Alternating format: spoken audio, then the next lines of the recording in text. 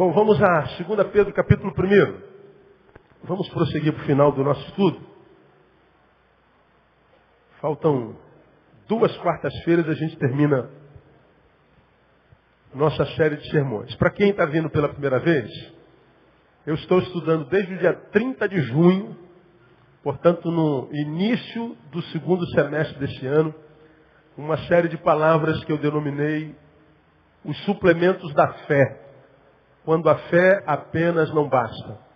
Nós usamos por base 2 Pedro, capítulo 1, a partir do versículo 5, e estamos lendo esse versículo, esse trecho da Bíblia, desde junho.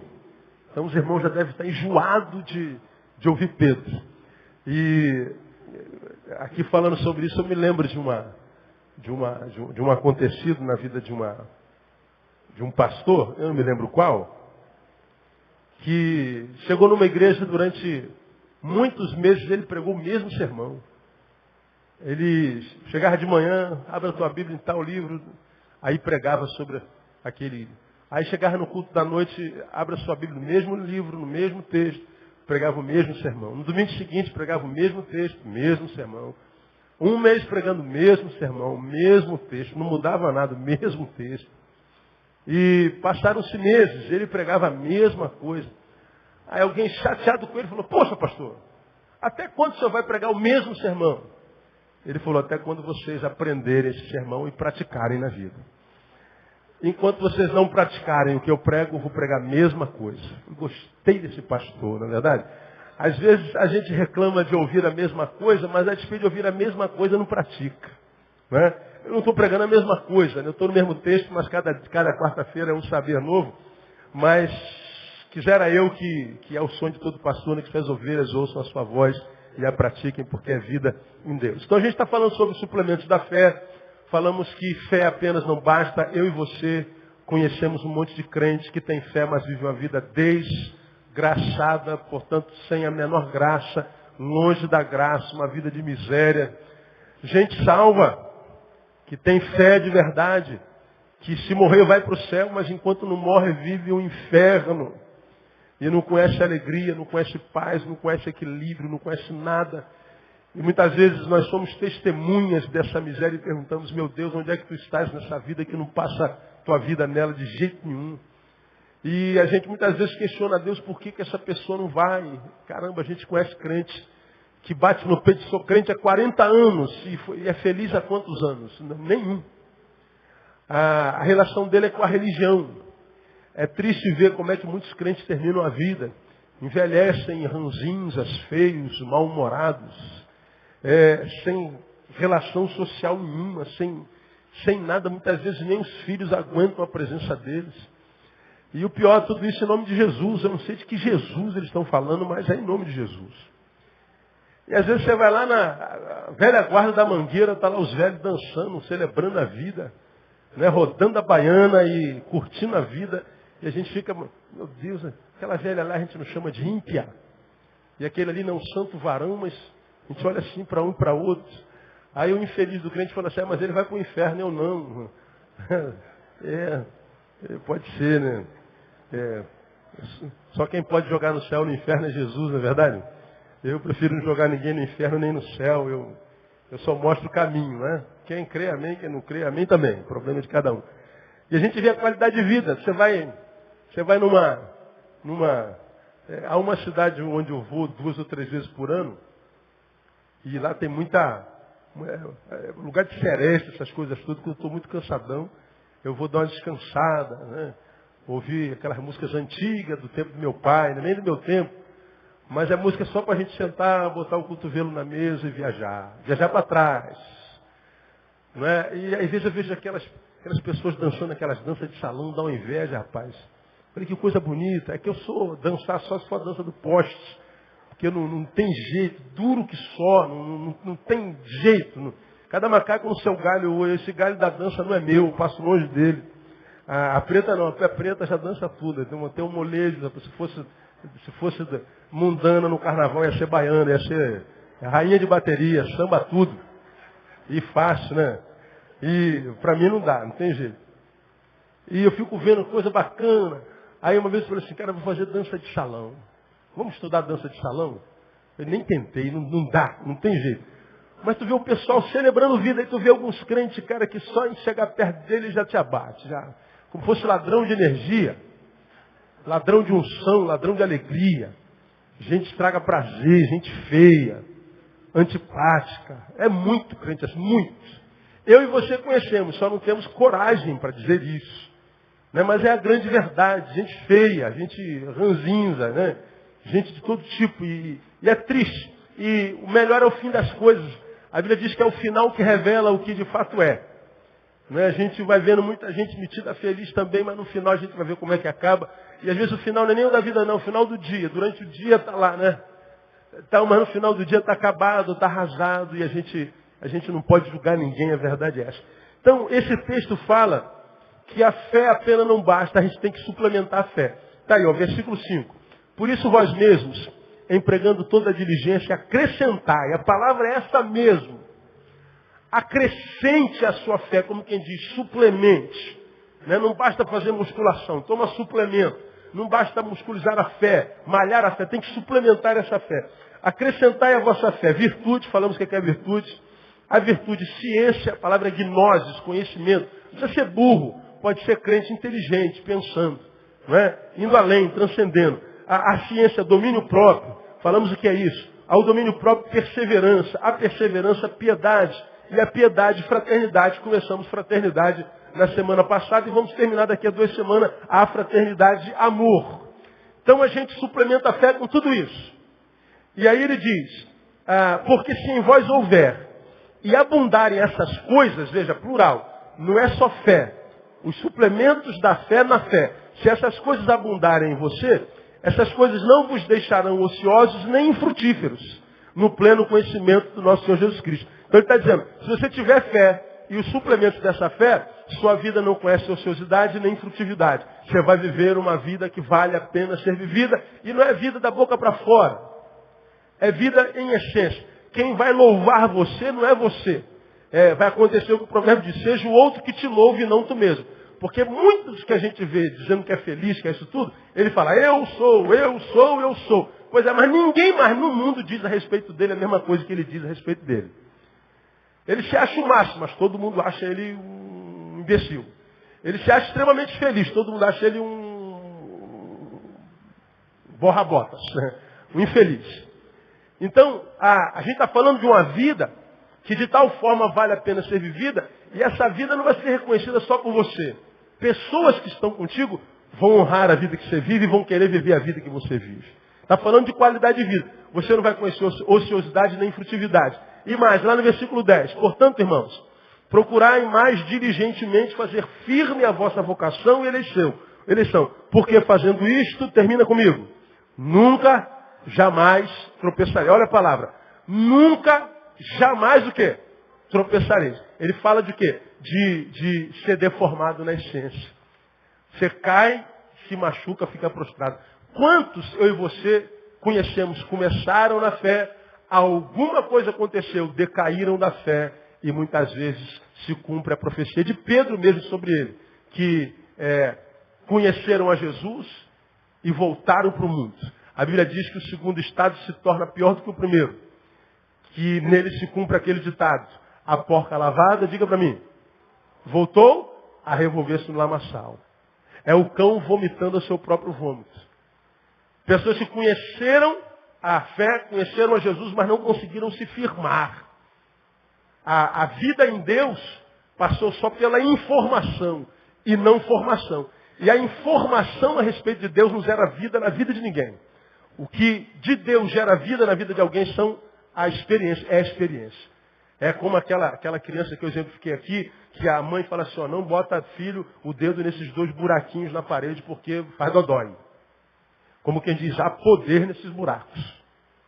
Pô, e o molequinho está lá curioso, doido para botar alguma coisinha lá no dedinho, lá dentro. Né? O dedinho é fininho. Quero botar o dedinho na tomadinha. Não bota aí, o papai fica vigiando. Aí quando você distrai, ele vai lá botar a mão, você tira. Não põe a mão aí, papai falou para não botar, porque há poder nesse buraco. Bom, ele acredita até em você, que há poder naquele buraquinho. Mas ele não experimentou o poder. Então ele tem a informação de que há poder, mas no fundo há uma duvidazinha. Até que você se distrai e ele bota o dedinho. Ou seja, há poder naquele buraco. Ele nunca mais põe o dedinho naquele buraco. A experiência com Deus é a mesma coisa. Nós podemos ter muita informação a respeito de Deus. Experimentou o poder? Não. Então é como se esse poder não existisse. Aí a gente tem experiência com a religião. E a religião não gera vida na vida de ninguém. Gera beatos, gera fanáticos, gera gente emburrecida, gera gente que tem experiência com a instituição, mas não vida em Deus. Não vida em Jesus no Espírito.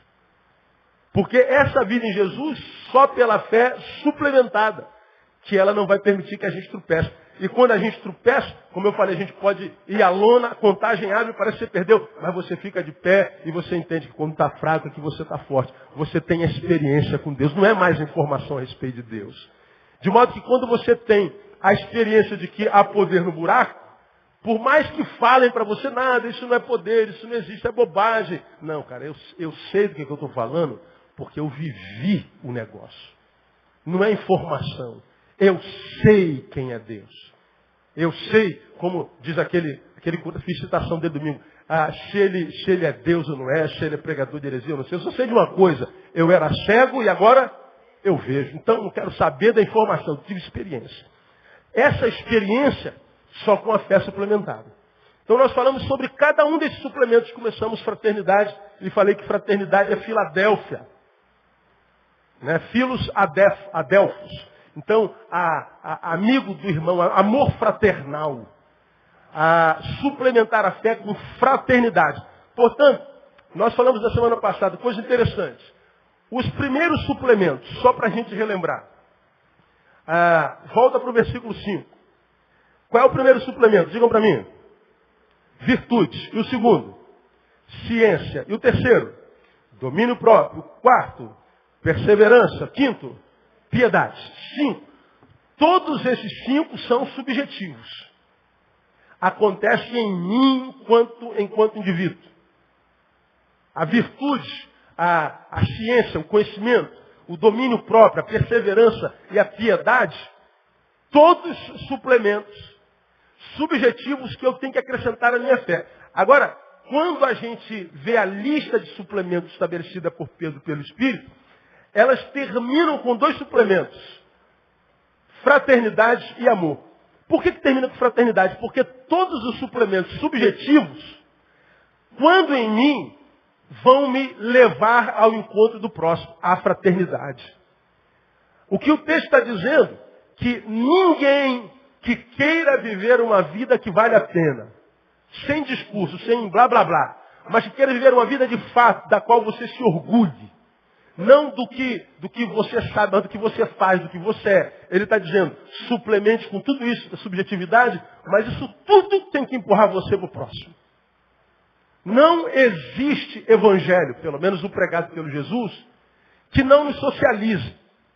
E é exatamente o oposto do que a gente vê na igreja evangélica no Brasil. Quanto mais santo o cabra diz que é, mais ele se isola da família, dos amigos, dos parentes. Ele não se envolve na faculdade, ele não se envolve no trabalho. Ele se afasta da rapaziada do sábado. Ele aprendeu, como nós falamos na semana passada, que ser santo é ser separado. E a gente acredita que a separação da qual Jesus fala são das pessoas. Não, a separação são dos princípios que a regem, dos valores que as regem, e não delas em si. Infelizmente, a gente não aprende isso na igreja. E a gente vai se afastando de todo mundo, a gente vai se afastando de tudo e todos. Agora, esse texto diz exatamente o contrário.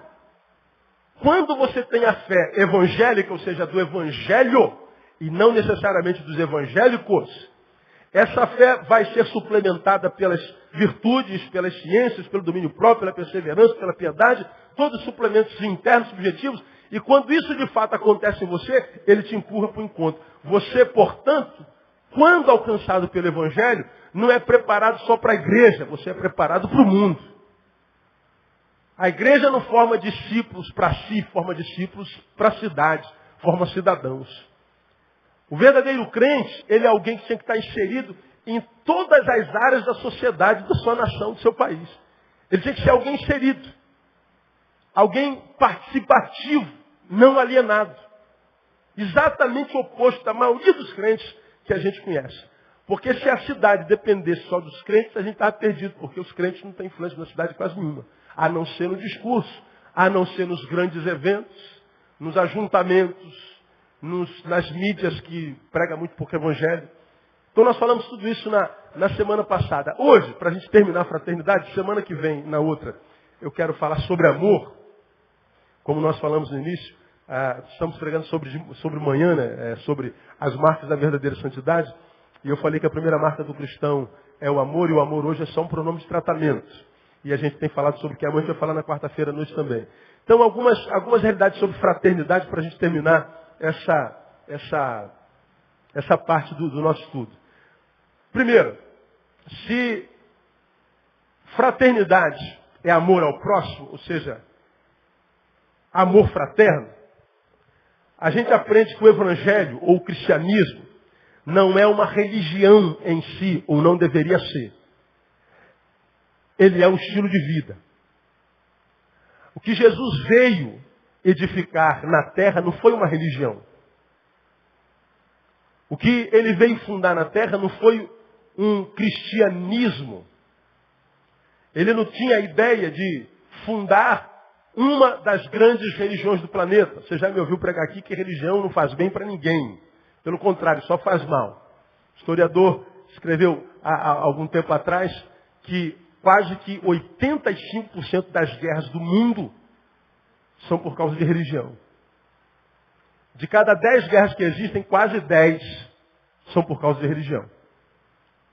E qual é o problema disso? Quem não tem religião, olha para a religião e sempre a vê negativamente.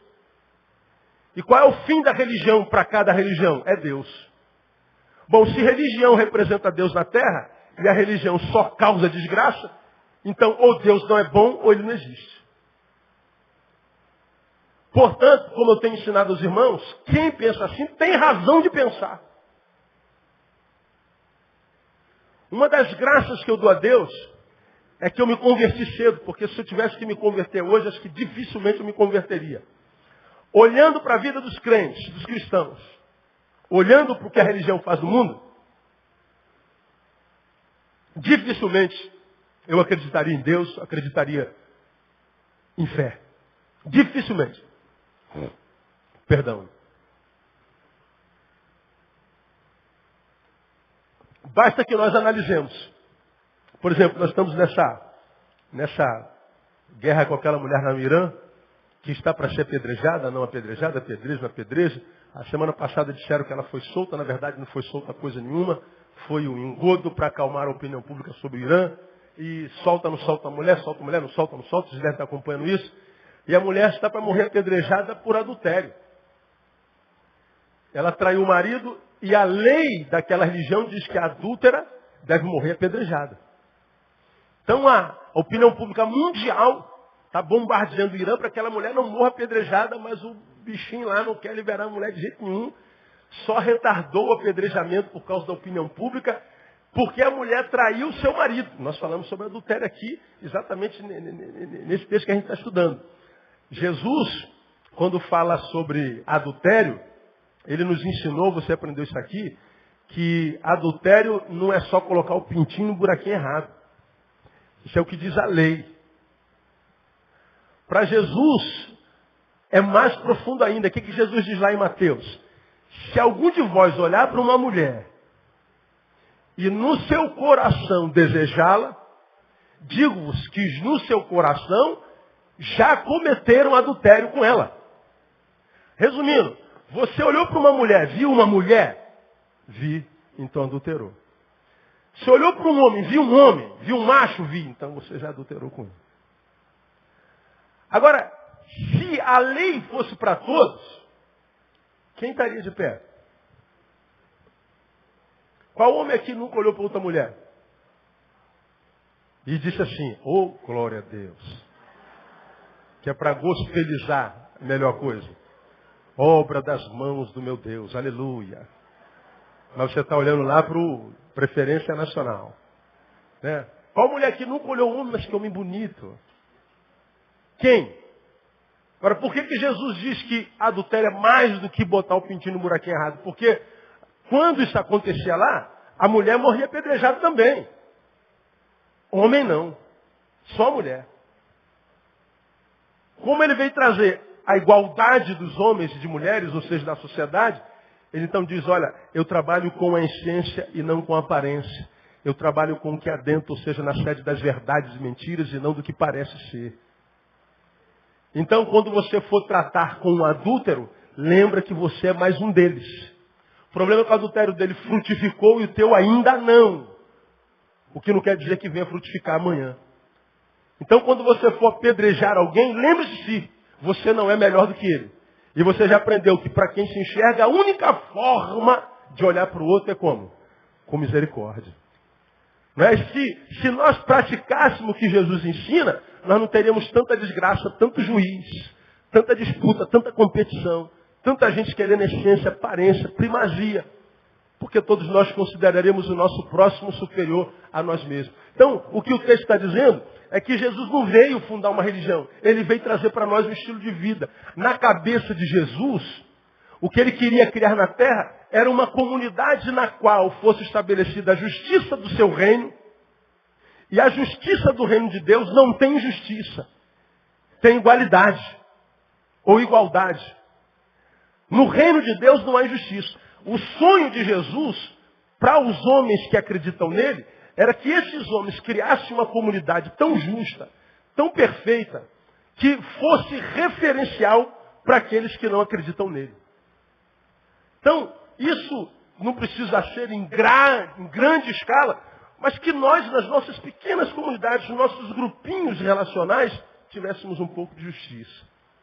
Agora, a religião não é proposta de Deus para absolutamente ninguém. Então, o Evangelho não é uma religião, é um estilo de vida, portanto, é socializador. O que Deus quer de mim e de você, irmãos, como nós falamos na quarta-feira passada, é que nós precisamos aprender que o que Deus quer de nós não é que nós, ao convertermos, nos enfiemos dentro de um templo e aqui vivamos.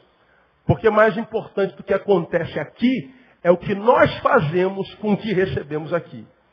Você deve se lembrar que eu preguei alguns anos atrás, ou não muitos, ou pouco tempos atrás, acho que já fiz citação aqui nesse mesmo texto, que na cabeça de Jesus eu comparo assim, viver o Evangelho tem a ver com o jogo de futebol. Lembra que eu falei sobre isso aqui? Não custa nada lembrar.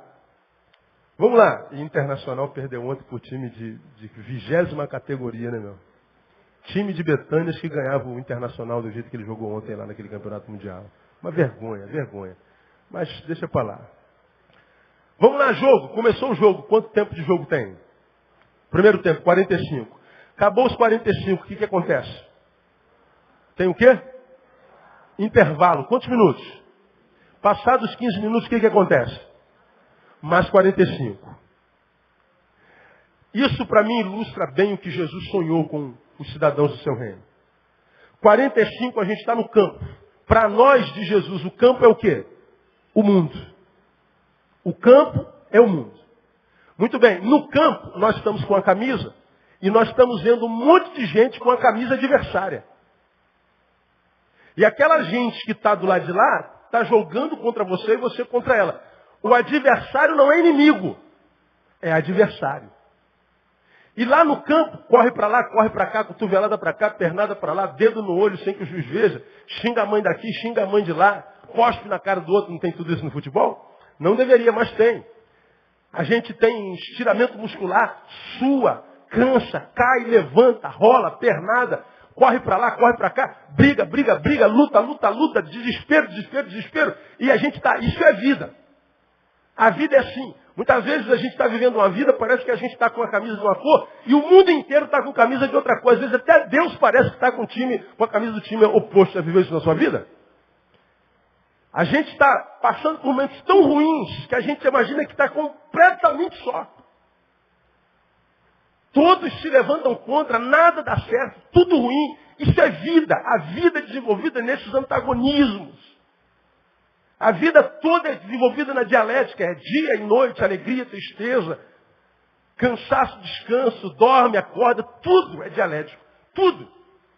Então um dia a gente está bem, outro dia a gente está mal. Não existe esse negócio porque eu sou de Deus, eu estou bem a vida inteira, ganho o tempo inteiro. Ninguém ganha a vida inteira. A gente perde também. Você já aprendeu aqui há 2 domingos atrás que nesse tempo ganha quem sabe perder. Quem não sabe perder vai ficar perdendo a vida inteira. Então nessa luta do dia a dia a gente está correndo para lá e para cá, influenciando, muitas vezes sendo influenciado, vencendo, muitas vezes perdendo. Bom, acabou os 45 minutos, o que acontece então mesmo, hein? Vem o intervalo. A gente vai para onde? Para o vestiário. No vestiário, irmão, aí tem o quê? Tem ducha.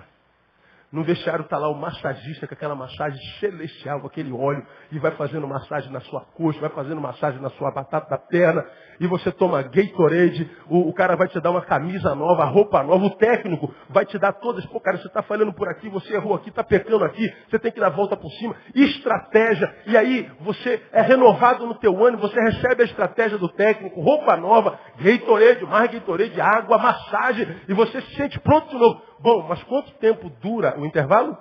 15. Depois dos 15 faz o quê? Volta para o campo. Pernada, correria, cabeçada, xinga a mãe, dedo no olho, cai de novo, falta, tal.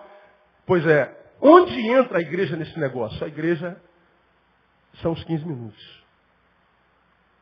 Não é aqui que a gente vive o evangelho, irmão. Aqui é o vestiário do reino de Deus. Aqui é o lugar onde o técnico dá estratégia, revela a vontade do dono do time. Aqui é o lugar onde a gente recebe massagem na alma. É aqui a gente recebe palavra de ânimo. O irmão pega na mão do irmão e abençoa o irmão. É aqui que a gente desenvolve o nosso talento e recebe capacitação para que a gente volte para o campo e viva o evangelho. É isso. Agora, isso não se aprende na religião. No evangelho, sim. Muitas vezes, ou quase nunca, o evangelho tem a ver com esse cristianismo que está aí. O evangelho do reino, ele não é vivido dentro do templo. Ele é vivido fora do templo. Agora, pegue você que está aqui, é crente há muito tempo, já se machucou muito com a igreja. Se machucou com quem? Lutando contra o diabo ou lutando contra o irmão? A maioria das pessoas com as quais eu me encontro estão feridas não é pela luta por uma causa que vai abençoar alguma coisa, alguém, nada. É aqui, ó. É aqui dentro. A gente briga por cargo, pelo microfone, a gente briga pelo poder. A gente briga por verbo, a gente briga por isso. As nossas lutas todas são travadas aqui dentro. A maioria dos crentes que a gente conhece, quando fala de serviço a Deus, o serviço é para a igreja, para a instituição. Aqui a gente acha que nós temos como os líderes da igreja, está medindo a saia da irmã, preocupado onde é que o irmão está indo, que hora chegou, como está namorando, o que tem, como se a gente tivesse que estar controlando a vida de todo mundo. Isso não é o papel de líder nenhum. O papel de um líder é ensinar o que a Bíblia diz. Agora, se vai viver o que a Bíblia diz, é o problema de cada um. Só não transforma a igreja em bagunça. Aí não cabe. Agora, a ideia de que a gente tem que estar controlando como a pessoa se comporta aqui dentro das 4 paredes, não, isso não tem nada a ver com o reino, irmão. Gosto demais da palavra de Paulo, quando Paulo diz, quando eu era menino mesmo. Pensava como menino, falava como menino e andava como menino. Mas sabe o que aconteceu comigo, irmãos? Eu cresci. Quando eu cheguei a ser homem, sabe o que eu fiz, irmão? O que ele fez, irmão? Acabou com as coisas de menino. Parou de pensar como menino, parou de falar como menino e parou de andar como menino. Ele virou homem. Se você tem um pouquinho de conhecimento, trave a diferença entre homens e meninos. Não é muito fácil, já falamos sobre isso aqui demais. Então, infelizmente, há tantos crentes que são meninos que precisam que alguém esteja controlando a vida dele, porque se der liberdade, ele se procrastina, ele se corrompe. E a gente vê isso em grande quantidade. A maioria se corrompe. Porque é muito mais fácil ser escravo do que ser livre. Muito mais fácil. É muito mais fácil a gente criar uma cerca e proibir de fazer um monte de coisa. Não pode isso, não pode aquilo, não pode isso, não pode ser proibido, isso não pode, isso não pode. Isso aqui é que Deus quer, não pode, não pode, não pode. Aí você não faz nada do que não pode. Aí você diz, eu sou um bom crente. Por quê? Porque não faz nada que o pastor proíbe. Agora, quando o pastor fala assim, irmão, é contigo. A palavra de Deus disse aqui, agora eu não vou proibir ninguém de nada, isso é contigo, você e Deus, ele habita, você vai ver, o Espírito Santo te dirige. Mas pastor, o que eu posso? A Bíblia diz que você pode todas as coisas, a Bíblia diz que todas as coisas são lícitas. Agora, nem tudo convém. Então me diga que convém. Não, que tem coisa que convém para mim, não convém para você. Convém para você, não convém para mim. Tem intimidade com o teu Deus e vive uma vida que vale a pena. Lembrando que o que você semeia, você colhe. O maior beneficiado ou prejudicado pelos teus frutos são você mesmo. Por isso que eu tenho ensinado os irmãos. Poucas vezes eu escuto, né, com dó, quando alguém que está caído vem até mim para culpar alguém pelo fato de estar lá. São aquelas pessoas que estão lá no buraco e que ao invés de admitir os seus erros, os seus pecados, se transformaram em caçadores de culpados. Tem sempre um culpado que fez com que ele estivesse onde está. E como você já aprendeu até com ateu. Não é o que fazem conosco. É o que nós fazemos com o que fazem conosco. Jean Paul Sartre. Que fizeram contigo, você já sabe. O que você fez com o que fizeram contigo? Aí é outra história. É você e você, irmão. Então, quando a Bíblia fala de fraternidade, está dizendo que o que Jesus veio criar foi um estilo de vida e não uma religião. Porque a religião está firmada no pode e não pode. Esse pragmatismo. Pode e não pode. E a gente está sempre voltado para a religiosidade com relação a pode ou não pode. Pastor pode pregar sem gravata ou não pode. Pastor pode usar calça jeans não pode. Pastor pode não pode. Posso bater palma ou não posso. Eu posso usar brinco ou não posso. E a gente, não, quem usa brinco é do capeta. Quem usa brinco é de Deus. E quem corta cabelo é do capeta. Quem não corta é de Deus. E a gente fica, pode ou não pode. Agora, se você corta seu cabelo ou se não corta, abençoa quem isso, irmão? O que isso tem a ver com quem? Com o que? Aí eu não corto o cabelo, e daí? Aí eu corto, e daí? Muda o que na vida de quem? Não muda nada na vida de ninguém. Mas a gente fica dividido por causa dessas coisinhas ridículas. Que a gente defende com unhas e dentes como se isso fosse evangelho. Nada tem a ver com o evangelho. A Bíblia diz que o evangelho, portanto, ele nos capacita não só para nos relacionarmos com Deus, mas também para nos relacionarmos com o próximo. Lembra da semana passada eu falei sobre o Matox e o Vivox. Matox é aquele remedinho que a barata come e não morre na hora. Ela volta para casa quase dando glória a Deus porque achou um manjar lá no cantinho da sala. Hoje, uma comida maravilhosa. Aí lá, 2 horas depois, a comida que ela comeu lá do Matox começa ela morre envenenada e o veneno exala dela e mata todo mundo que está ao redor. Crente, devia ser a mesma coisa. Ele te tirou lá do mundo 7 bilhões. Jesus te tirou de lá, te pinçou. Te deu nome novo, roupa nova, nova vida, te lavou, te remiu, te enxagou. E perguntou a você está feliz agora? Agora estou. Então ele te pega agora, volta para lá e diz o que eu faço na vida de alguém que crê em mim. E você vai contaminar quem tiver ao seu redor. Da barata é Matox, você deveria ser Vivox. Gerar vida na vida das pessoas. Isso só no relacionamento. Agora não é o que a gente aprende. A gente aprende que você é crente e o povo do mundo é ímpio. E você não pode se misturar com o ímpio. E por que a gente não faz? Com medo do ímpio nos contaminar. Agora, por que nos contamina? E contamina mesmo. De cada 10 crentes que tentam viver a liberdade, acho que 7 se corrompem. Perde a fé, perde a ética, perde os valores do reino, os princípios do reino. Deixam de ser quem são no coração de Deus. E diz que o problema está lá. Não, o problema está em si. Porque tem tanta gente que vive lá e não se corrompe. Agora, por que se corrompe? Porque ainda não está formado em Deus. Porque quem é e sabe o que é nele, está capacitado para trilhar em qualquer terreno e glorificar o nome de Jesus por onde quer que passe. Onde quer que passe. Qualquer lugar, em qualquer canto. Então, o Evangelho, o de Jesus, me capacita não só para me relacionar com ele, na dimensão vertical. É o pau em pé da cruz. Mas também me capacita para me relacionar com o meu próximo. A dimensão horizontal é o pau deitado na cruz. Por isso a cruz é a cruz. Eu acredito nisso. Em 2 dimensões. A Deus e ao próximo. E o evangelho que só me leva a Deus, pelo menos digo que leva, mas que não me conduz ao próximo, é o evangelho mentiroso. Isso na verdade, o anti-evangelho. Qual é o anti-evangelho? É o evangelho que tem aparência, tem discurso, mas não salga, não transforma, não influencia, não melhora a vida de ninguém. Isso é o anti-evangelho. E para mim o anti-evangelho é vivido no meio dos evangélicos. E aí, quando eu falo de anti-evangelho, não tem como deixar de me lembrar do anticristo. Anticristo, para a gente terminar, não estava aqui no meu script não, mas deixa eu ver se eu... João capítulo 10, abre a tua Bíblia, João capítulo 10.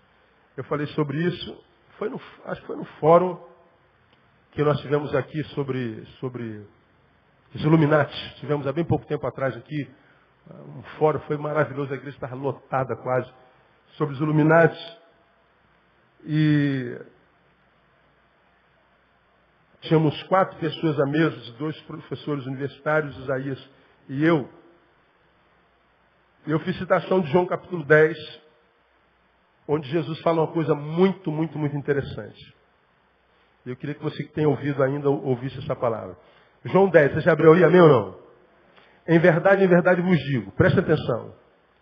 Quem não entra pela porta no aprisco das ovelhas, mas sobe por outra parte, este é ladrão e salteador. Mas o que entra pela porta é o quê? Não ouvi. O pastor das ovelhas. Pensem, vou repetir. Em verdade, eu digo, quem não entra pela porta no aprisco das ovelhas, mas sobe por outra parte, esse é ladrão e salteador. Quem não entra por onde está escrito aí? Pela porta. Diga assim, o aprisco tem uma porta. De novo, o aprisco tem uma porta. Então o que o texto está dizendo? Quem não entra pela porta, mas sobe por outro lugar. A pergunta que eu faço para você, esse alguém que não entra pela porta, sobe por outro lugar, que é ladrão salteador, ele está onde?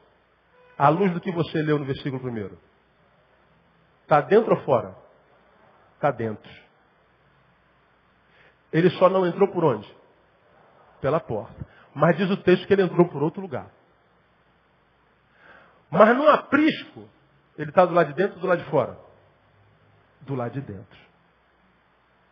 O versículo 2. Mas o que entra pela porta, esse é quem? O pastor das ovelhas. Então perceba. O que João está dizendo? O ladrão e o salteador e o pastor das ovelhas, ambos estão dentro do aprisco. O Cristo e o anticristo estão dentro. Da mesma forma como a ovelha e o bode, o joio e o trigo. A Bíblia diz que o joio e o trigo crescem juntos. E não compete a nós separá-los, nós quase que não temos condição. Ele fará isso no dia do juízo. O Cristo e o anticristo brotam de dentro.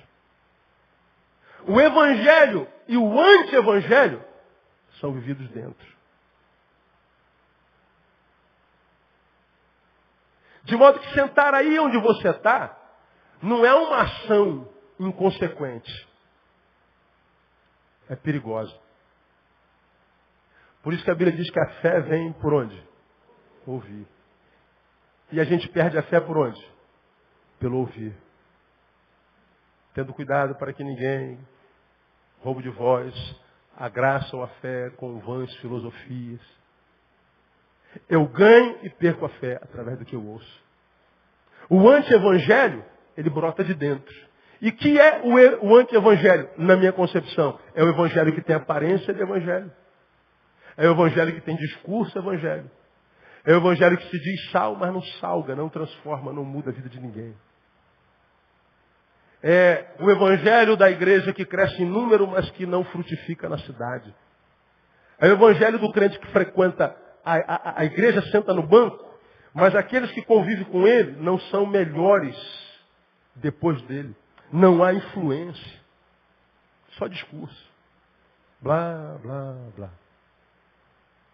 Fraternidade, veja, é muito mais do que só, paz do Senhor, irmão, vamos comer pão e beber vinho. Não, é influenciar. É ser um cidadão inserido, fazer parte. Cumprir o seu papel. Para que você nasceu? Qual a tua função no caminho? E muitos de nós somos de tal forma deformados que nós vivemos para nós, em torno do nosso umbigo. Agora, por que o diabo trabalha tanto para fazer fenecer a nossa comunhão? Porque ele sabe que é na comunhão que o Senhor ordena a bênção e a vida para sempre. E é na comunhão, como diz João capítulo 17, que o povo vai acreditar que ele está no nosso meio. Quanto mais divididos, menos fé. Quanto menos comunhão, mais incredulidade. Quanto menos comunhão, mais incredulidade. Então, o que vai contra a igreja evangélica no Brasil, irmão, é a nossa face. A face da igreja no Brasil é muito feia. Quem dá face à igreja no Brasil é quase uma face parasitista, onde a gente vê o povo que tem dinheiro, que o evangelho virou negócio, pagando milhões para aparecer na televisão, para vender um evangelho só de milagres, e você, quando pede o testemunho na vida de pessoas que dizem, houve uma ação de Deus na vida dela, qual é a ação de Deus na vida dela? Ah, pastor, eu estava com a minha unha encravada, aleluia, e a minha unha está desencravada. Quem fez isso, irmã? Foi Jesus. Aplauda o Senhor Jesus. Ah, pastor, eu estava com a minha boca inchada, que meu dente estava com cárie, e agora desinchou, parou de doer. Aí a gente fica vendo aquilo, cara, a gente morre de vergonha. Mas, quando não se reflete, a gente diz, oh, Deus está operando. Aonde? Porque aquele povo tem fé. A fé dele tem como beneficiário quem? O único beneficiário da fé dele é ele. Ah, eu tenho muita fé em Jesus. Quem se beneficia dessa fé? Você. Só você. Ninguém mais. Agora, o que Jesus quer gerar em nós? Uma fé que faça com que outros sejam beneficiados dela. E através dela. Que nós não sejamos o fim da bênção, mas o canal. Para que a gente se encontre com pessoas e não use as pessoas, mas ajude as pessoas a serem melhores do que são. Quando a gente vive esse materialismo, esse capitalismo gospel, onde a gente chega perto de Deus para dar o golpe do baú. Nós somos a noiva de Jesus, mas uma noiva que quer lhe dar o golpe do baú, ou seja, quer tirar alguma coisa dele, quer enriquecer por causa dele. Só está com ele por causa do que ele tem. Só está com ele porque tem medo do inferno. Só está com ele porque quer ser curado, porque está desempregado. Essa é uma relação que não tem nada a ver com o evangelho. Isso é religião, isso é capitalismo selvagem. Isso é materialismo crônico, disfarçado de fé. Porque o evangelho que Jesus quer é aquele evangelho que faz com que até Deus se esvazie e morra para tentar dar vida para alguns de nós. E o que ele quer, portanto, uma vez que ele já morreu, não é que você morra por ninguém, irmão. Você não precisa morrer por ninguém. Você só precisa ajudar alguém a viver um pouquinho melhor. Você só precisa fazer o seu papel no caminho. Você só precisa ajudar alguém e dizer, ó, Jesus te ama. Porque vir à igreja só, sentar aí, né, e esperar que Deus te abençoe, para que você jogue na cara do ímpio que você é filho de Deus e ele não é nada, isso não é evangelho. Evangelho transforma a gente no melhor ser que a gente pode ser, e transformados em seres melhores, a gente não vai olhar para o outro e transformá-lo num degrau, num objeto de consumo, num objeto de desejo. A gente quer ser útil. A gente quer que a nossa vida encontre sentido. E a vida só encontra sentido no serviço. Só. Porque enquanto, irmão, eu tenho, mas não compartilho. Você me viu pregar aqui há bem pouco tempo atrás, e você se lembra disso. Qual é o melhor de pegar um troféu na mão?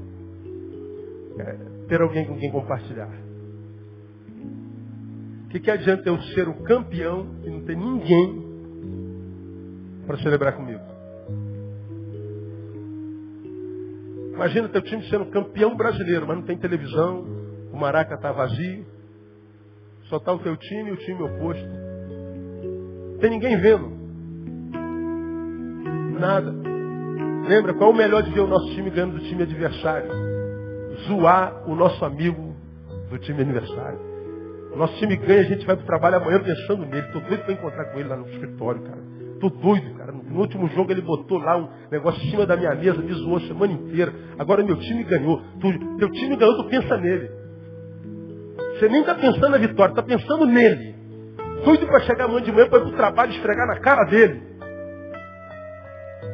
E se ele não existisse, a vitória do time? Porque a vida só encontra sentido no compartilhar. Aí eu quero terminar o culto dessa noite perguntando a você. Pô, cara, você se acha um crente tão bom, né?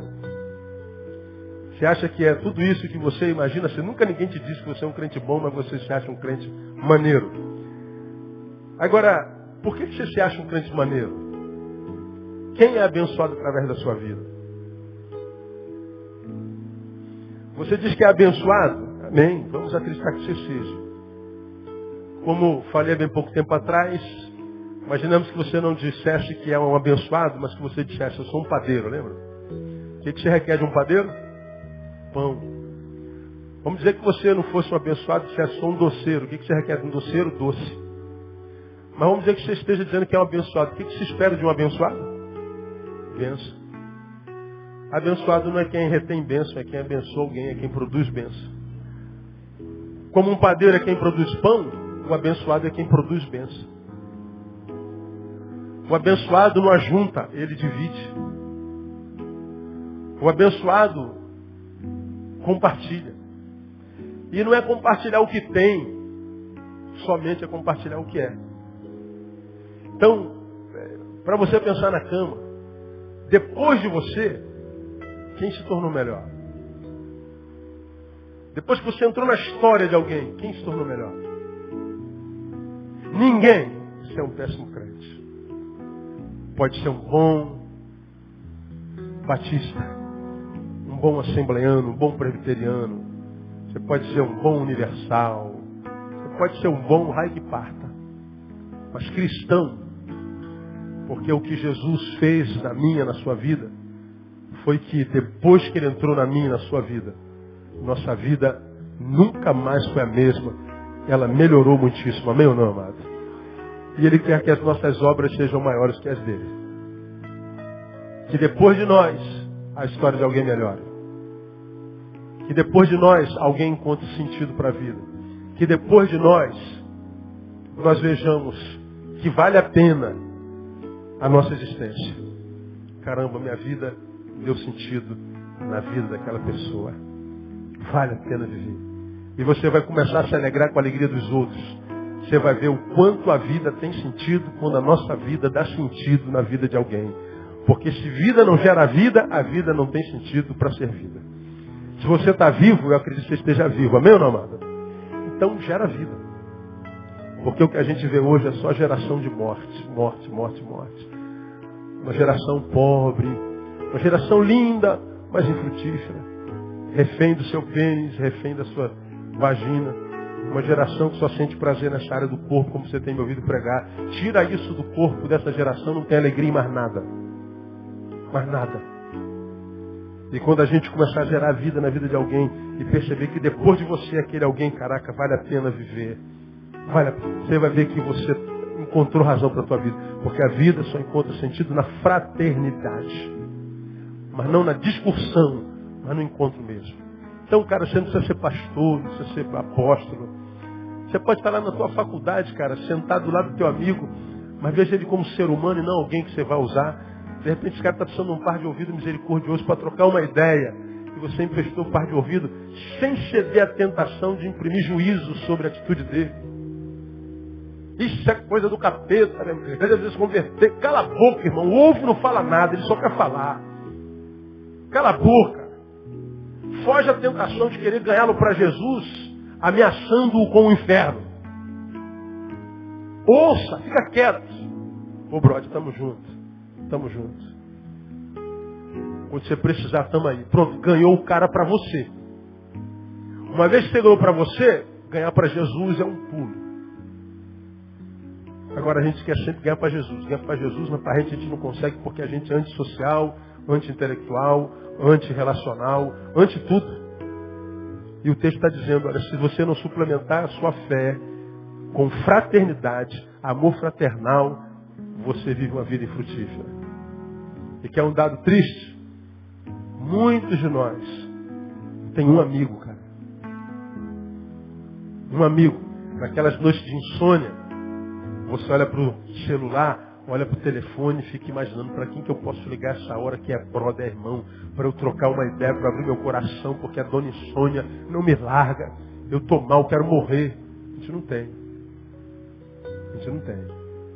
A gente lembra de um monte de gente que a gente chama de irmão, mas que não pode chamar de amigo. E o texto está falando que aquelas virtudes todinhas desembocam na fraternidade. Tudo que é gerado na fé e pela fé e para a fé, me empurra para alguém, porque a vida se desenvolve no encontro. Se a gente se encontrar, não para usar, mas só para ser, para estar, para compartilhar, você vai ver que a vida vale a pena. A despeito de todas as dores e provas. Comecei o culto hoje falando de Apeles aprovado em Cristo. E falamos que o aprovado e o reprovado são filhos da mesma mãe. A dona prova. A prova gera reprovado e aprovado. Mesma mãe. O reprovado olha para a vida e diz que vida injusta, que vida horrível. Qual prova? Por que você está falando de reprovado? Você passou pela prova e foi reprovado. Mas o aprovado quer viver 200 anos. Que vida linda, vida é bela. Então o problema não está na prova, mas como eu lido com a prova. Porque nós dois, o aprovado e o reprovado, somos filhos da mesma mãe. A prova. A prova faz parte da vida. E se a gente aprender a passar pela prova, você vai ser aprovado. E quando for aprovado, você vai ver, cara, viver é bom demais. Acordar de manhã, mesmo que seja o dia no qual você pague suas contas todinha. Você quer ver uma coisa? Há 8 anos atrás eu preguei um sermão e falei assim, ó, dia 11 é o dia que eu menos gosto do mês. Minhas contas todas nesse dia 11. Lembra disso? Ó, não tem um dia 11 do mês, até hoje, que alguém não me mande um torpedo, me ligue, fala assim, pastor, hoje é o pior dia do seu mês, eu estou mandando uma palavra de vitória para o senhor. Deus abençoe o senhor no dia 11. Todo dia 11. Eu preguei isso há 8 anos atrás. Porque dia 11 vence minhas contas todas. Então já acordo e falei, meu Deus, hoje é o dia da facada. Hoje é dia de banco, hoje é dia de fila, hoje é dia não sei o quê. E às vezes dia 11 já não tem mais dinheiro, não é verdade? Já terminou. E você vai andar pela fé. É o pior dia, mas este é o dia que fez o Senhor. Alegremo-nos e regozijemo-nos nele. A vida é uma dádiva do céu para você. Então, irmão, trata de viver. Como, pastor? Gera vida na vida de alguém. Para de olhar para o seu umbigo. Tenta ser alguém que ajude alguém a ser o melhor alguém depois que alguém, que é você, entrou na vida dele. Aí você vai ver, irmão, que você vai ter razão para viver a vida inteira. As provas virão? Vem. Tem gente que não vai gostar de você? Vai. Vão criticar você? Vão. Vão dizer que você é feio, gordo, magro, preto, branco, feio, azul? Vão. E daí? Você sabe quem você é. Você sabe o lastro que você está deixando na vida de tanta gente que depois de você se tornou um agente muito melhor. Eles são respaldo para você continuar vivendo. Agora, isso que não tem esse respaldo. Tudo que dizem dele, abate. Está fortinha, irmã. Pronto, acabou. 1 ano de depressão. 1 ano. Como você é grosso, rapaz. Pronto, 2 anos de depressão. Ih, não gostei do seu cabelo. Pronto, mais 3 anos de depressão. Meu Deus, como pode ser tão volátil, tão frágil desse jeito? Falta significado para a vida, irmão. No seu país, entra lá, Sociedade Brasileira de Psiquiatria. 25 suicídios dia. Vida fragilizada. Por quê? Falta dar sentido na vida de alguém. Falta dar sentido na vida de alguém. Deus abençoe vocês com essa fé. Com esse evangelho. Para que vocês vivam uma vida que vale a pena ser vivida. E essa só é possível no evangelho de Jesus. Quem recebe, diga eu recebo. Aplauda ele bem forte. Pai, nós louvamos o teu nome por esse tempo passado na tua presença. E nós queremos te dizer, ó Deus, que somos dependentes do Senhor, da sua graça e da sua misericórdia. Te agradecemos, ó Deus, porque no Senhor encontramos transcendência. Os dias são maus e os homens são maus. Mas nós vemos, ó Deus, no meio de tanta maldade, pessoas rompendo em fé. caminhando na contramão da história, e a despeito das dores, fazendo muita gente sorrir com a sua vida. Muita gente, ó Deus, pobre enriquecendo a tantos. Muita gente fragilizada, gerando força na vida de tanta gente. E nós sabemos que isso é fé, isso é obra do Teu Espírito na nossa vida. Tu conheces cada um de nós aqui, ó Deus, não só nisso que nós somos na coletividade, mas Tu nos conheces na intimidade, no íntimo, no que somos no quarto. Aquele que somos quando não tem ninguém olhando para nós. E eu te peço, ó Deus, que abençoe a cada um na sua particularidade, na sua subjetividade. E que em cada coração sincero, contrito e quebrantado que Tu achares, ali, eu te peço, ó Deus, ordena a Tua bênção e a Tua vida para sempre.